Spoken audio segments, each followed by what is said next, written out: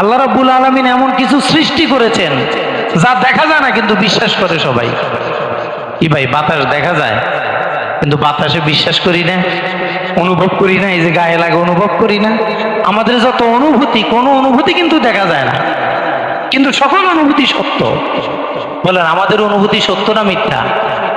রাগ দেখা যায়, খুশি দেখা যায়, খুশি আপনি হাসতেছেন, হাসিয়ে না দেখা যায়, কিন্তু খুশি দেখছেন নাকি আপনি জীবনে? আপনি কি কি দেখছেন? আপনি কোনো অনুভূতি দেখা যায় না। এটা হলো মানুষকে আল্লাহ তাআলা এখানে দুর্বল করে দিয়েছেন। এগুলো যেমন তুমি না দেখো বিশ্বাস করো। বিদ্যুৎ দেখো না, লাইট জ্বলতে দেখা যায়, মাইক চলতে দেখা যায়, কিন্তু বিদ্যুৎটা কোথায়? তুমি দেখাও আমাকে, বিদ্যুৎ দেখাও। ট্রান্সমিটার ভাঙো, এটার ভিতরে তেল, তার কাটো, এটার ভিতরে তামা, তো বিদ্যুৎ কোথায়? তো বিদ্যুৎ তো নাই, তো বিশ্বাস করো কেন?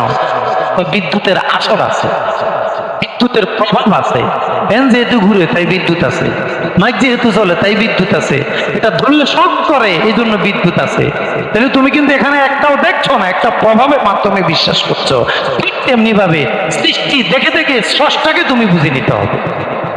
এই জন্য আমরা আগেই বলেছি, যুক্তি দিয়ে আল্লাহ মানি না, বিনা যুক্তিতে আল্লাহ মানি।